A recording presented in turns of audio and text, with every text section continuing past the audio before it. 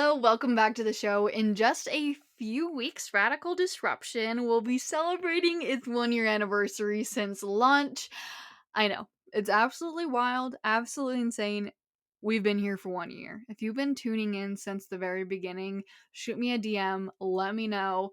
Let's celebrate together. But in order to celebrate, I have a very fun giveaway planned. And one of the ways that you can enter the giveaway is to listen to this episode and then the following two episodes for one keyword that will be shared. So if you find all three keywords and then you DM them to me at the very end, so once you listen to this episode and the next two, you're going to get 5 entries to the giveaway.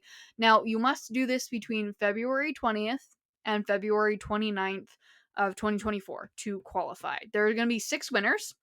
And these prizes range from a free year of IG University, free Stories That Sell course, and there's another fun prize that I'm going to keep secret for now until the official launch of the giveaway. There's going to be more details that will be dropping to my email subscribers as well as my Instagram. Check out the show notes below. Subscribe to my email list so you don't miss out. But all that's going to be dropping once the giveaway has officially launched on February 20th. So keep an eye out for that because it's going to be super exciting. All right, now let's dive into the super fun situations. And fun meaning not fun at all, just in case you didn't get that sarcasm. Okay, number one is a customer threatening me. So this is what the email said. Quote, word for word, this is exactly what it said. Please reverse this charge. I wasn't aware I was being charged with this annual membership. I have no interest in doing anything further with your organization. I am not a believer in your methods or products. This charge must be reversed immediately. Otherwise, I will publicize my distaste with this auto charge. Do not charge me anything else unless you have my written permission from an email you asking me to be charged. So to this email, I replied, your subscription has been canceled and you've been refunded. That you'll see those funds within your account within the next 8 to 10 business days. Whew. Now, there are 3 things I want to say about this situation. Number one, be nice to business owners. 99% of the time, we're doing everything in our power to make you, as our customer, happy and satisfied. And all that you have to do, if there's a problem, is ask. We're gonna probably bend over backwards to solve that problem in any possible way, shape, or form that we can within the shortest amount of time possible for you. That's how 99% of us are going to do it. So just be nice to business owners, okay? Number 2, as the customer, take accountability for what you sign up for. And not just, this just applies to anyone. Take accountability for what you sign up for. So the offer that this person specifically in the email was referring to was the annual membership of IG University. And on the checkout page, there is a checked box that you have to check before you can check out. It is literally required. You have to check it. You cannot purchase unless you check this box. And it says, quote, I understand that this is a subscription and that it will auto-renew at the end of my billing period unless canceled. By checking this box, I understand that I am in charge of emailing support@mayanicole.com to cancel my subscription. I could have easily sent an email response letting this person know that they had checked that box, that they had agreed to the terms, and also quote my terms of use that they obviously had to agree to in order to purchase, which the terms of use talk about cancellations and refunds and auto renewals and disputes and all of that good stuff. But in this particular situation, and at the time that this email was sent, which was during my maternity leave, I just had no energy to fight this person. And I was very triggered by this email because I was like, holy crap, it's the holiday season. Like, why are you being so rude? And it actually took me 2 days to respond to this email because what I've learned from myself is I get a little bit sassy and I am very blunt when it comes to a lot of things. And so I sometimes have to take a step back, especially when there are things that trigger me, to really think through them and let my emotions settle before I go in and actually respond to whatever the situation is. So that was one of those situations for me where I just had to take a step back And I just had to realize it's okay. This doesn't mean anything necessarily about me. And that actually leads me into the third thing that I want to say about this specific situation, which is this is hard and it sucks to get these types of messages, but it can also be such a great learning lesson for us as business owners. So anytime I get these types of emails, I always make sure that I check the things that I've set up in my business so that I'm protected if that person were to actually take action for whatever reason, like actually publicizing their distaste, or maybe they were going to dispute the payment if I didn't refund them, or try something else, right? There's a whole bunch of different things that people do, and honestly is just crazy to me that people actually go these lengths. But anyways, but in case anything happens, I want to make sure that I'm legally protected. So in this scenario, I just checked what I had already put in place because I've dealt with similar situations and messages like this in the past. And because I've dealt with that in the past, I've actually had to add to my terms of use in my contracts after these different situations have occurred, and add different sections and different paragraphs and different things to protect me in this specific situation. Because I had already had all those things in place, I just double checked just to make sure that I had all the protections. I just want to make sure that you are utilizing this as a learning opportunity if situations like this occur to you. And then I also want to make sure this doesn't just apply to the contracts in terms of use and check boxes and all that. Yes, you want to check all of those things too, but you also want to make sure that your marketing around the offer and the copy on your sales pages and checkout pages are very clear, and that there's no space for people to have found confusion about what it was that they were purchasing. If it's a membership, if it's a subscription specifically, or if there's payment plans, those like two scenarios. So if it's a subscription or if there's payment plans, those are I would say the most often times when you're going to run into like payment types of issues. So you really want to make sure that it's very clear that people know what they're checking out for, and what they're purchasing before they actually purchase it. And I'm not saying that anyone's like trying to hide that it's a subscription or anything like that, but just making sure that when situations like this occur, because it probably will occur. And again, it sucks, but it's just part of being a business owner, that you utilize this to make sure that you're protected, and also to make sure that it's very clear what the offer is and that there was no confusion on your end, or sorry, that you didn't cause confusion on your end through your marketing and the copy that you're using. All right, difficult situation number 2 was a customer telling me that they don't like how I run my sales. So this happened in November, since that's the only time that I run sales. And this person specifically was mad that I had put my offers on sale because they had purchased something from me a few weeks ago at full price, and then obviously it went on sale, and told me that this person told me that I literally shouldn't ever put my offers on sale. And these are exact phrases from this email. I'm not going to quote the entire email because it was pretty long, but these were exact phrases. Quote, "It felt like a stab in the back, and this is why I never recommend discounting existing offers." And another quote, "As a fellow 7-figure mentor, I don't think this is the best move." To which I responded to this email saying, "Hi, blank," or actually I had my team respond to this email, but the email that we responded said, "Hi, blank. Thank you so much for taking the time to share this. We value client feedback so much, so please know that we'll pass this information along. Sincerely, Team Maya Nicole." Now, here are my thoughts. Actually, before I jump into my thoughts on this specific situation, I just want to say that was another situation where I actually had to take that email to my coach because I was like, I don't even know how to navigate this. So, having support in my business for situations like this when they do arise is so nice, because I can put my head together with my coach, or I can put my head together with my team, or sometimes I do that with my husband as well, because truthfully, he's just an unpaid member of my team. But I put my head together with someone. I'm like, okay, how should I approach the situation? How should I navigate this? Usually, I don't just navigate the situation by myself. And the reason why I have found for me personally that it's best to go find someone else to talk through the situation with is because, again, I'm a very blunt person, and sometimes it can be rude the way that I want to respond to people. So sometimes I just need to think through things with someone else before I go and take action. But anyways, here are my thoughts now. Number one, it's my business and I get to run things however I want, just like you get to run things however you want in your business. And if it feels good to you, then don't let anyone else tell you that it's not okay. So if they don't like it, they can unfollow or they can not purchase or they can unsubscribe or whatever it is. It's okay. So for me, I'm going to run a sale. I run one sale a year. That is literally like during the month of November, those are the only times. Okay, I shouldn't say I run one sale a year. I run multiple sales per year, but only during the month of November. That's the only time, which I feel like is very reasonable because guess what? That's when Black Friday is. That's when Cyber Monday is. That's when Small Business Saturday is. Those are when all of the big sales of the year are. And you just expect that for any business, not just for an online business. Target, Walmart, they all have things that go on sale, right?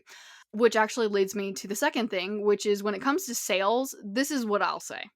If you walk into Target today and you buy a Ninja Creamy, I'm sharing this as an example because I want a Ninja Creamy. And you bought that Ninja Creamy for full price because you've been wanting it, right? You want the yummy ice cream and you are seeing all these different targeted reels and TikToks that pop up on your feed for the Ninja Creamy. And so you decide to go and buy one. Then a few weeks later, you walk into Target because we all love Target and we go there pretty frequently. Okay, I'm just talking about myself here. And the Ninja Creamy is on sale. Oh my gosh, gasp. Are you going to return the product? Are you going to demand your money back? Are you going to freak out that the Ninja Creamy is now on sale? No. You're just going to say, oh, that sucks, right? Bought it at full price, now it's on sale. And guess what? You're going to move on with life, okay? That's what I say about sales. And that's with any business, right? That's not just with the Ninja Creamy at Target. I don't even know if Target actually sells Ninja Creamies. Anyways, that's for literally any business. I'm talking online businesses, product based, e-com, literally anything, okay? That's my second thought there. No, number 3 in terms of thoughts with this situation here. I think that it is so ick to flex your income over someone else. I would never, have never, and will never say, because I'm a figure business owner, I think that you should do XYZ, or imply in any way that you should listen to me because I make X amount of money, right? While making X amount of money can definitely help credibility wise, especially in the business coaching space. And I'm not saying to never talk about how much money that you make, but don't use that as a way of showcasing like how you're better than someone else. Yeah, that just gives me the absolute ick. Okay. Number 4, in terms of my thoughts on this specific situation here, personal accountability. If what someone else is doing, posting, saying, creating, selling is triggering negative feelings in you, unfollow, unsubscribe, do whatever you need to do. What someone else does, says, posts, creates, it's not a comment on your life and the way that you should run your life and live your life. And if you're taking it that way, it's just time to reevaluate. I think that we should all be able to look at each other as business owners and say, he or she is doing their best. And I respect that because business is freaking hard. Being an entrepreneur is freaking hard. And I'm here to support others. And if something doesn't align with what I believe and the way that I run my life and my values, I have the choice to exit the scenario. Personal accountability. Enough said. I could end this episode right here. Okay, I'm not though, because we still have 2 more situations. Okay, now for situation number 3, a stolen reel. So I had someone with a pretty large following copy my reel exactly. The audio, the hook, the text, the content inside the reel, the timing of the reel. The only thing that really wasn't copied was that it wasn't me in the reel, it was them in the reel. So everything was copied pretty much to a T. So I reached out to this person via direct message and I let them know that obviously they had copied my content and I asked them to take it down within the next 24 hours. Now, this person was really kind and responsive and they took down the reel and we had a really good discussion about the difference between imitation versus inspiration and how it's 100% okay to take something that I've created, or in this scenario, like anyone has created, right? But specifically what I had created, because that was the reel that I had created. It's okay to take what I had created and put a spin on it make it their own and post that with like their own perspectives, their own opinions, but copying my reel and then tagging me in it is not okay. It doesn't make that okay just because you tagged me in it. Here's the thing. If you want to share the information with your community in the way that the original creator shared it, because maybe you liked how they executed the content, or just maybe you just simply liked how they educated on the topic, guess what you can do? You can hit the share button on that post and share it to your stories. That way, your community and the original creator both benefit from it. Or you can be inspired by that post and share your own spin, share your own opinions, take it and make something new with that idea. But no copying and pasting, okay? That's out. That's so never. That wasn't even so 2023. It was just so never. We're not doing that here. All right. Now let's pause this conversation here for a few seconds because, drum roll, the first of three keywords. I have the first of three keywords to give you for the giveaway. So here is the keyword. Get ready. Write it down. It is self. SELF. Self. Okay, now back to the conversation. Here are my thoughts on this situation with the copying. Number one, if you're copying content or if you're copying anything, like you're copying an offer, you're copying an email, literally anything, you're eventually going to get caught. And if not immediately, eventually, right? Plus, if you're copying, you're not building a sustainable business and brand. That is not sustainable in any way. And I cannot even tell you how many other big creators have stolen my stuff. And it's honestly laughable because they get caught every single time, usually by people in my community, but sometimes by me as well. Which actually leads me really well to my fourth and final difficult situation that I've had to navigate recently. This one actually being the most difficult situation, which was a stolen freebie slash lead magnet. So I received a direct message from someone in my community, one of my followers, with a screenshot of a freebie that another creator had stolen from me. And this person had posted a reel about this freebie because they had just launched it to their community. And inside of that reel, you could see what the freebie looked like.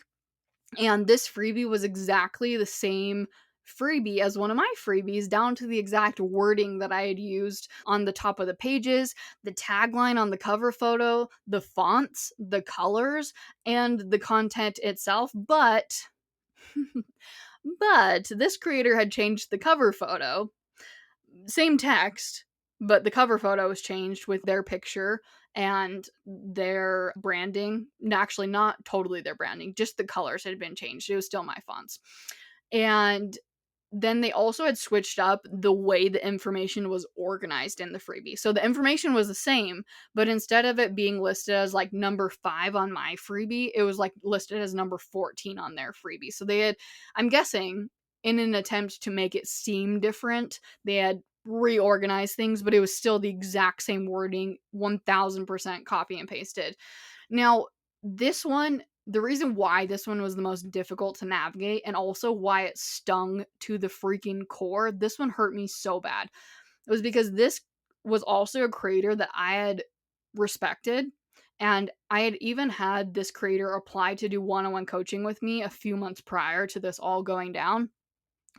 And because of that, and because I just think that as leaders in the space, we should do better. We should know better. So how I navigated this one was actually a little bit more, I don't really know what the word would be. I guess intensely. I navigated this one more intensely than prior situations. I reached out with a cease and desist email, which included a side-by-side comparison of their freebie versus mine to show the copying. And I asked the creator inside that email to discontinue using the freebie or else legal action would be taken. Because I had created that freebie and by law I had copyright, right? And I had, actually, I'm not going to get ahead of myself there. That's what I sent inside that email. To which the creator responded It just keeps getting better and better. This is why this is so hard for me.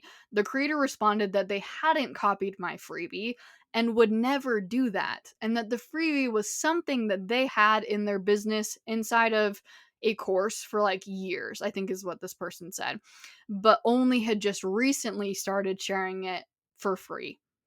Now, before I continue with the story, I just have to say this. Fess up if you've messed up. Don't try to cover it up, because if the person that you've copied from has built their business with legal protections and built it legally in any way, and also have any sort of automated way to deliver content, then there's like a 99% chance that there is evidence that they created it first and that you copied. Just saying. Again, fess up if you've messed up. It's okay. It's okay if you've messed up.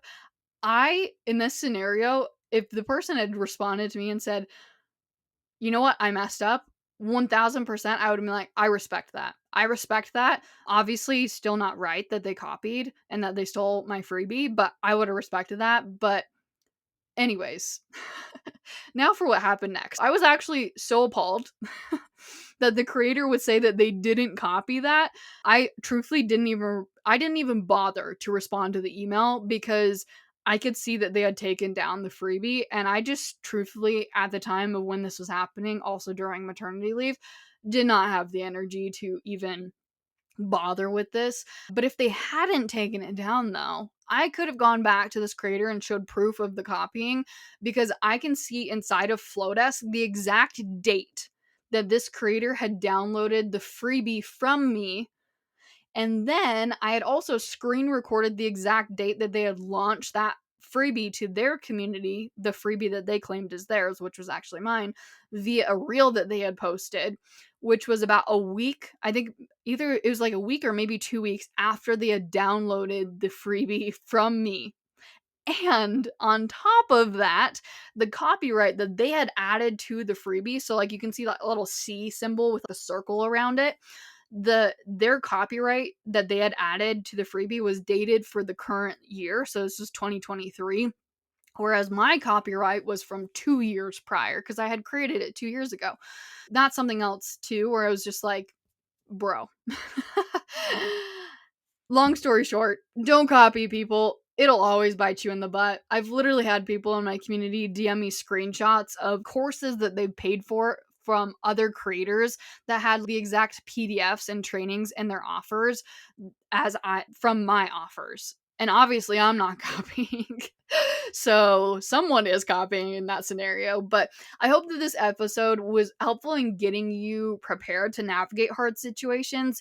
Whether this be you are navigating the exact same things as me, probably not. But I just hope that you understand that if you are navigating any sort of crappy thing that is happening, you're not alone. Everyone talks about the highs of entrepreneurship so much, which is great. Don't get me wrong. I love being an entrepreneur. I love that we have the freedom that we can make as much money as we want, that we're making a huge impact, but no one talks about the low stuff anywhere near enough. And as entrepreneurs, there's truly some pretty crappy stuff that we have to navigate sometimes, that there are just a lot of people out there who don't understand. Like, if you're not an entrepreneur and you're listening to this, it's just like, oh, okay, whatever. But if you're an entrepreneur, you're like, yeah, that hits to the core. I feel that. So it can feel and it can be super lonely. So I'm just here to say, you're not alone.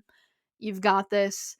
I'm here navigating hard stuff right alongside you. Thanks for tuning in. P.S. though, before I go, don't forget to write down that keyword from this episode so you can collect the keywords. There's 3 of them total, so this episode plus the next 2, and then send them to me via DM for an extra giveaway entry. Actually, 5 extra giveaway entries. Okay, that's all for now. Bye!